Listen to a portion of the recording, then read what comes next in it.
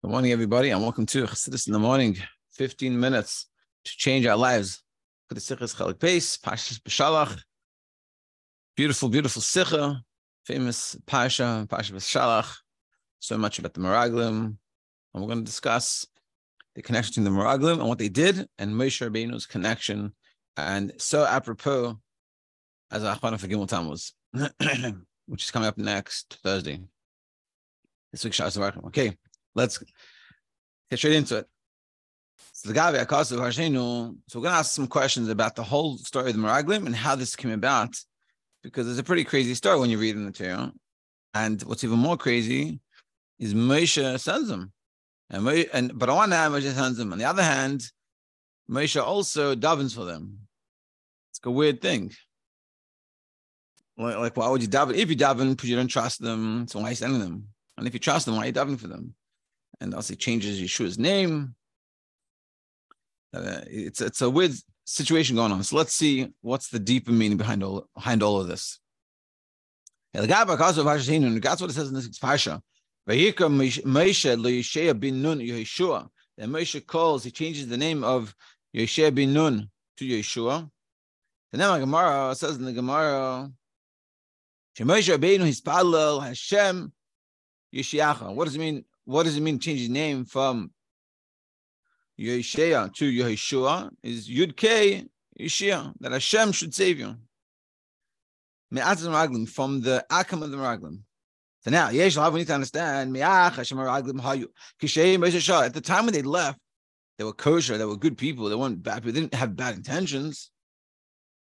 And you have to say this because if there wasn't the case, if they weren't shame, if they weren't good people to be sent, Moshe wouldn't agree to send them. Why would Moshe send people that are going to give a bad report?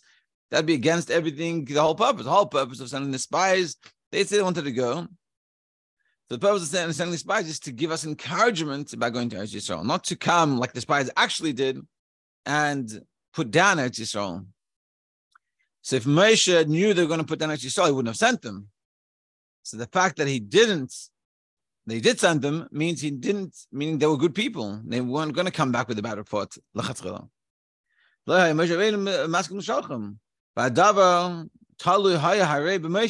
on Moshe, like it says, send for yourself according to your knowledge. So Hashem said to Moshe, so it was up to Moshe. So l'shem im kain his parallel. Therefore, if Moshe is sending good spies, and the beginning of them going was in a good place, from a good way, so why is Moshe davening to Yeshua and transforming his name from Hoshea bin Nun to Yeshua, Hashem Yeshiacha? Hashem should save you from what they're not going to do. That's such a weird, I'm sending the spies. Their job is to scout the Eretz Yisrael and figure out the best way to go and give us a good report of how we're going to succeed. And then we know in the end, they come back with not such a good report. And it really makes it, and ultimately because of that, it's 40 years in the desert. And together with that, so if so why is Moshe davening if he's sending them and he expects them to do good? So why is he davening for Yeshua? Let's see. If you're going to say that, even though they were kosher, but Pashash Moshe Shema Yeira Mashu, Moshe was worried maybe something's going to happen. Moshe was sniffing, I don't know, a little bit risky doing this thing. And that's why I done for Yeshua. So ability mover and Lefiza is going to that. If you're going to say Moshe had some doubts, and that's why he davened for Yeshua bin Nun to transform his name to Yeshua, that Hashem should save him. So why is he davening for one person?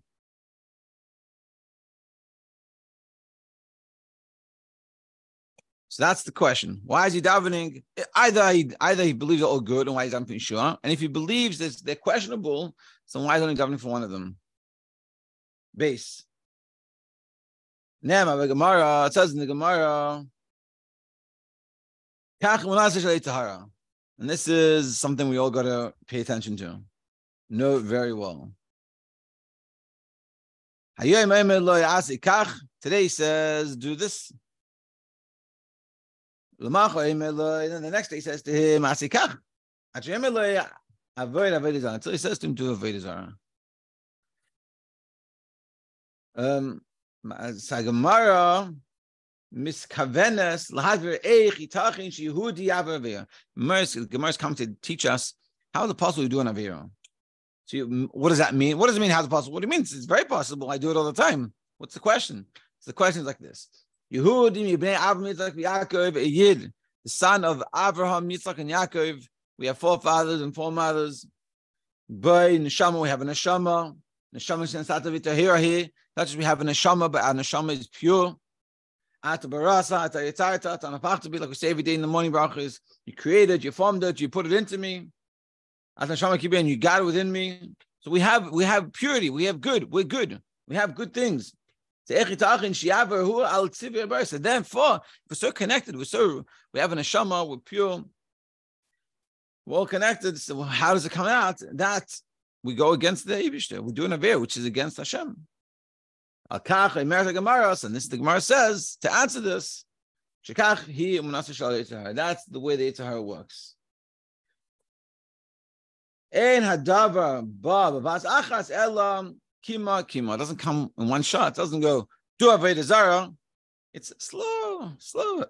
I'll learn this small. I have a quick story. I was having for with a friend of mine last 2 nights ago, and he said, and I saw this idea because he was saying like he moved out of town, and he said, why did I come to Crown Heights? He came to visit, and he said, I came to recharge. I realized I need to recharge. And so what happened? He comes to shul, and he's waiting for the rain to start. He's the first one there. He set it up. So what does he do? He pulls out a sefer, pulls out a chumash, a sicha, and he starts learning. And so he was talking about how I came to recharge. And so we were discussing, like, he realized he has the same chumash and the same sicha at home. What's the difference? That's the Yetzer Hara way that he works. Yetzer Hara comes to you and you move, whatever it is, whatever the situation is, and this is just this example, but you move, you're in a new place, and you start to settle, and you slowly settle. And then you're caught up with other things, and then learning gets put to the side a little bit. And maybe when you come, you're learning every day. You do exactly the same thing you did, like you're in seminary or on the heights. But the Yetzer Hara doesn't come and suddenly tell you stop learning, don't waste your time, go play, go watch movies and hang out and do nothing. It doesn't say that because he's not going to listen. But he goes, lot, slowly.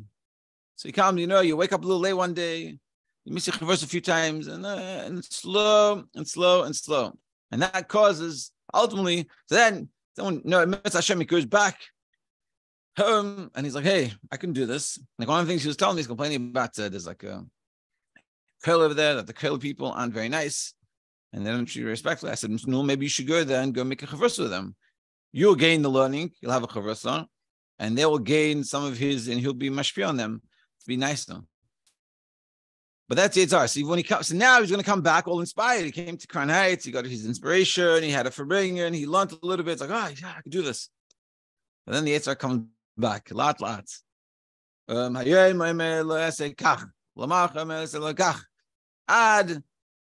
It starts slow. A few steps. And I think this is also a beautiful lesson that just like in the negativity, the Yetzer Hara, he knows the trick. It's not going to work. Become all extreme. So you go slowly. Start doing the positive. I just realized this. Just doing the positive. What you do, you don't go extreme. I'm going to transform my life. I'm going to go slow. You go slow, the Yetzer Hara doesn't come and bother you. He doesn't tell the painter, so you can do one mitzvah today or one mitzvah extra. A big deal. I'll let you go. I'll let you have your one mitzvah. Slowly until you become a transformed person. And that's what we're saying. So a mitzvah sheyesh Inyan shel hidur mitzvah. So now the Rebbe explains how does this descent go. So you have a mitzvah and you have a hidur mitzvah. You have the mitzvah, you do it, and the mitzvah in the beautifying the mitzvah. You can think to yourself, like says the Gemara, shikayim adam is a mitzvah, but b'chalze is lo yaseh echavasi. You could do the mitzvah, but not being your obligation of the mitzvah. How? But if yaschalas Yetzer Hara v'toyna, Yetzer Hara comes. And he says like this, Hashem ma lech lekayim mitzvahs b'hidron. Yitzhak comes and says, why are you wasting your money to do b'hidron? It's equally as a mitzvah as you do it without the hidron. Kayim is a mitzvah, stam fulfill the mitzvah. Why buy the nicest thing? You know, for Shabbos, you want to buy nice. Why spend your money on the nice stuff? Just buy simple stuff. You get luv nesrog, so buy a cheap luv nesrog. Whatever it is, you know, like you don't have to be so expensive. You don't have to spend so much money. You don't have to go so high. You keep it simple. What's the way of hidden mitzvah? You know, you have to light Shabbos candles extra early. Yeah, relax, just light on time. Wait for the siren, and just light it then. And little things like this, you know. Why get up so early? Just get up at the normal time. It's these little things that you don't even recognize. This is sort of the challenge. It's not even, we don't even recognize these things. And then the Yitzhar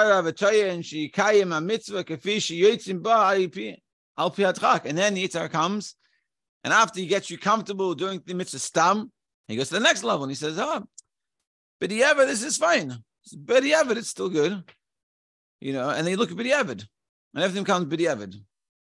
It's like, whatever it is, you know, like I heard a story, this guy was saying, talking about going on vacations to different places in Europe, and there's like different restaurants that are officially kosher, but it's not so kosher, b'diavad. And people don't even like, you know, it's a hechsher. As b'diavad, it's a hechsher, it's good enough. There's a guy, there's a yid, and this is some stamp. Do I know what's going on? No. And but this is slow. It could be, you know, we're sitting there and we only eat special, only certain hechsherim.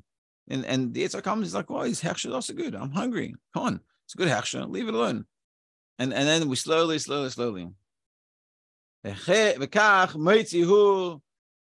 And Pesach lema losh yaver al Isra. And that's how it opens up the doorway to be added to Isra. The Isra comes, and this is sort of an important lesson in life.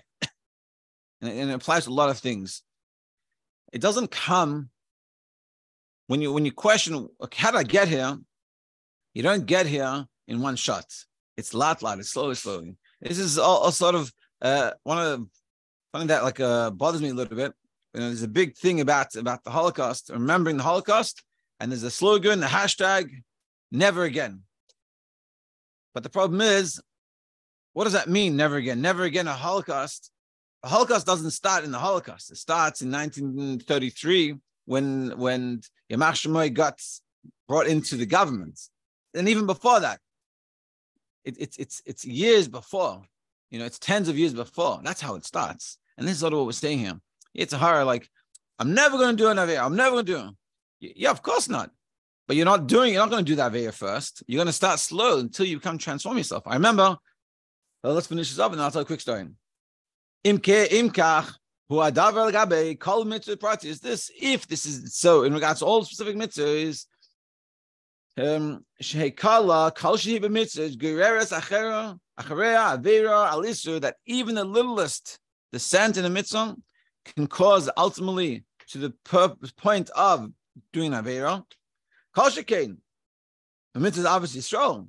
Shehi yisrael kol mitzvahs, even more so the mitzvah obviously strong, which is the foundation of all mitzvahs.